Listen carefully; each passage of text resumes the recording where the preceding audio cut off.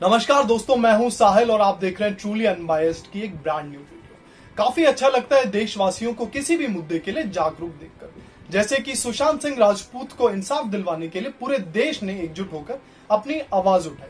लेकिन हम मन ही मन ये चीज भी जानते हैं कि सुशांत जैसे काफी सारे लोग हैं जो कि टैलेंटेड है, उनकी आवाज हम तक नहीं पहुंच पाती है, जिनको मीडिया कवरेज नहीं मिल पाती या फिर सिस्टम उनको दबा देता है। आज हम बात करने वाले एक ऐसे ही व्यक्ति की जिनका नाम है नाम्बी नारायणन। नाम्बी नारायणन का एक केस चला था इसरो में, जिसको बोला जाता है इसरोज फेक स्पाई केस, जो कि लगभग 2 दशक से भी ऊपर तक चला। तो चलिए इसके बारे में बात करते हैं एंड लेट्स गेट स्टार्टेड।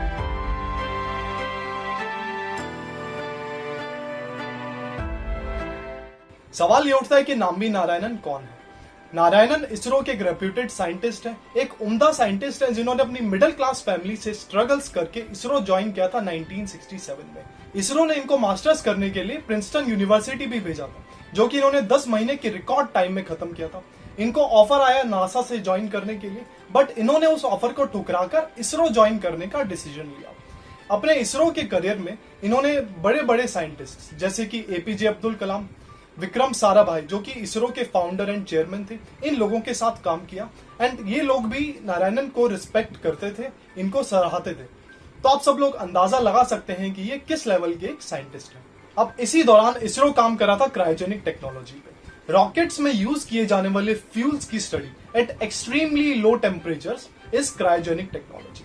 अब रॉकेट्स में आपके 2 टाइप के फ्यूल्स यूज किए जा सकते हैं, solid as well as liquid. Liquid को ज्यादा एफिशिएंट माना जाता है, जिसमें कि liquid hydrogen and liquid oxygen का यूज किया जाता है extremely low temperatures, that is -253 degree Celsius. Cryogenic technology उस टाइम काफी कम कंट्रीज के पास प्रेजेंट थी एंड इंडिया का इरादा भी यही था कि इसको दूसरी कंट्री से खरीदा जाए, जिसके लिए रशिया से इंडिया की डील भी हो चुकी थी, जिसमें कि 2 क्रायोजेनिक इंजन और उसकी टेक्नोलॉजी ट्रांसफर 235 करोड़ रुपए में डील हो चुकी थी। लेकिन यूएसए के प्रेशर में आके रशिया ने ये डील कैंसिल कर दी एंड फाइनली इंडिया को मिले 7 क्रायोजेनिक इंजन्स, लेकिन विदाउट एनी टेक्नोलॉजी ट्रांसफर। इसका मतलब ये कि इंजन्स तो उनको मिल गए, लेकिन उनके क्या फीचर्स है, उनकी क्या कैरेक्टरिस्टिक्स है, उनको कैसे यूज करना है, उसकी नॉलेज किसी को भी नहीं थी। इन्हीं क्रायोजेनिक इंजन्स की रिसर्च टीम को लीड कर रहे थे नाम्बी नारायणन और एक उनके कलीग डी शशि कुमारन। अब यहां से कहानी शुरू होती है फेक स्पाई केस की, जब अक्टूबर 1994 में 2 मालदीवन वुमेन फौजिया हसन और मरियम रशीदा पकड़ी जाती हैं इसरो के कुछ डॉक्यूमेंट्स के साथ, कुछ सीक्रेट डॉक्यूमेंट्स के साथ, जिनमें थी ड्राइंग्स क्रायोजेनिक इंजन्स की। इसी इन्वेस्टिगेशन के दौरान नाम उछलकर आता है नाम्बी नारायणन का और डी शशि कुमारन का, जिनको पुलिस कस्टडी में लिया जाता है। नाम्बी नारायणन को 50 दिन तक पुलिस कस्टडी में रखकर इनसे पूछताछ की जाती है। इंटेलिजेंस ब्यूरो इनको फोर्स करती है कि अपना गुनाह कबूल करें और बड़े बड़े इसरो के साइंटिस्ट्स का नाम लें, जिससे ये मना कर देते हैं एंड इनको इतना टॉर्चर किया जाता है कि इनको आखिर में हॉस्पिटल में भर्ती होना पड़ता है। एंड इतना काफी नहीं था, यहाँ पे एंट्री होती है हमारी मीडिया की। अब मीडिया क्या करती है, हमेशा की तरह किसी भी सस्पेक्ट को क्रिमिनल बनाने में उनको ज्यादा समय नहीं लगता। इनके साथ भी एग्जैक्टली यही किया गया। इनको देशद्रोही बोला गया, इनकी रेपुटेशन को पूरे तरीके से कुछ ही समय में मीडिया ने पूरा खराब कर दिया था। यहां तक कि इनकी फैमिली को भी बॉयकॉट कर दिया गया था। उनको देशद्रोही की फैमिली बोला गया था, जो कि उनके लिए आसान नहीं था फेस करना। किसी भी व्यक्ति के लिए सबसे बड़ा क्राइम हो सकता है उसको बोला जाए देशद्रोही। इनके साथ एग्जैक्टली यही किया गया। बिना गिल्टी प्रूफ हुए ये देशद्रोही लोगों की नजरों में बन चुके थे, लोगों की नजरों में ये विलन ऑलरेडी बन चुके थे।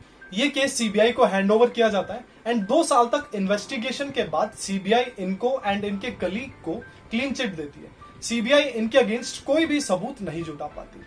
उस समय वहां पे के करुणाकरन की गवर्नमेंट थी एंड इस स्कैंडल की वजह से उस गवर्नमेंट को हटा दिया जाता है एंड जो नई गवर्नमेंट आती है सरप्राइजिंगली वो इस केस को रीओपन करती है एंड फाइनली 1999 में सुप्रीम कोर्ट इस केस को क्लोज करती है एंड बोला जाता है कि नाम्बी नारायणन और उनके कलीग बिल्कुल निर्दोष है एंड इनको एक कंपेंसेशन भी दिया जाता है 10 लाख का। नाम्बी नारायणन और उनके कलीग डी शशि कुमारन को तो क्लीन चिट मिल जाती है। ये चीज भी प्रूफ हो जाती है कि ये दोनों लोग देशद्रोही नहीं है, इनकी इस चीज में कोई भी इन्वॉल्वमेंट नहीं थी। अब सवाल ये उठता है कि अगर इन्होंने नहीं किया तो इनको गलत तरीके से फंसाया गया।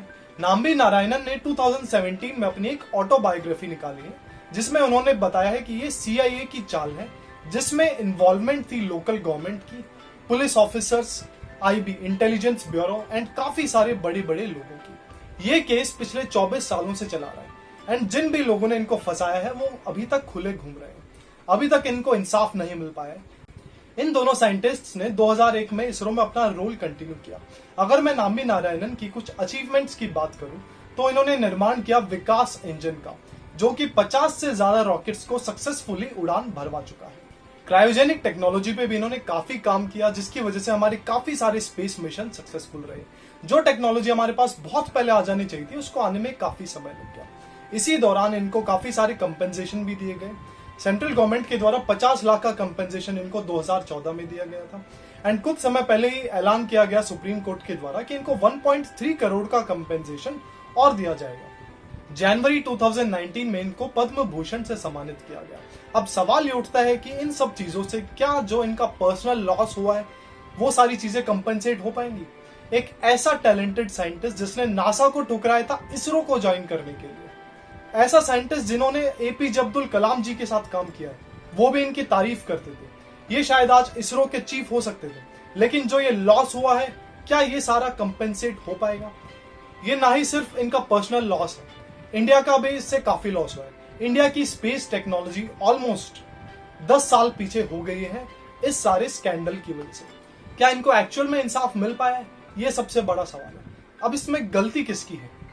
क्या मीडिया की गलती है, जिसने उनको ऐसे टाइम पे कवरेज दी जहां पे उनको जरूरत नहीं थी? ऐसे टाइम पे उनको बदनाम किया गया, जिससे कि उनके मानसिक स्थिति, उनकी फैमिली की मानसिक स्थिति पे काफी फर्क पड़ा।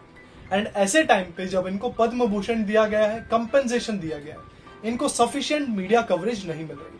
मैं ये नहीं बोल रहा कि बिल्कुल नहीं मिल रही है, कुछ मीडिया चैनल्स हैं जो इनको दिखाते हैं, बट स्टिल जितनी कवरेज मिलनी चाहिए उतनी नहीं मिल पा रही। मैंने ये चीज पहले भी बोली एंड आज भी बोलूंगा, मीडिया का काम है सिर्फ TRP बटोरना। मीडिया आपको वही चीज दिखाएगी जो आप देखना चाहोगे। So start being aware about things, चीजों के बारे में जागरूक बनिए, वही चीज देखिए जो आपके काम की है। एंड अगेन मैं ये चीज बोल चुका हूं कि किसी भी इंफॉर्मेशन को आंख मूंद कर भरोसा कभी ना कीजिए। नाम्बी नारायणन और D शशि कुमारन जैसे काफी सारे लोग हैं जिन्होंने इस देश का नाम रोशन किया है। एंड बहुत ज्यादा जरूरी हो जाता है कि हम लोग, आप सब लोग मिलके ऐसे लोगों को रिस्पेक्ट दें जो कि ये लोग डिजर्व करते हैं। And we need to make sure कि ऐसे लोग सिस्टम के द्वारा ना दबाए जाए। सो गाइस, ये था हमारा detailed description of ISRO's fake spy scandal. ऐसा स्कैंडल जिसने हमारे देशभक्तों के माथे पे कलंक लगा दिया। हमारे देश पे आज भी ये काफी बड़ा कलंक है। जो काम चाइना और पाकिस्तान या फिर दूसरे देश मिलकर भी ना कर पाए, वो हमारे सिस्टम ने खुद ही कर लिया। आई होप आप लोगों को ये वीडियो काफी पसंद आया हो, तो इसे लाइक एंड शेयर जरूर करें। जितने लोगों के साथ पॉसिबल हो सके आप शेयर जरूर कीजिए। लोगों को पता चलना चाहिए ऐसे लोगों के बारे में जो हमारे देश का नाम रोशन करते हैं, एंड सिस्टम उनके साथ क्या करता है वो भी लोगों को पता होना चाहिए।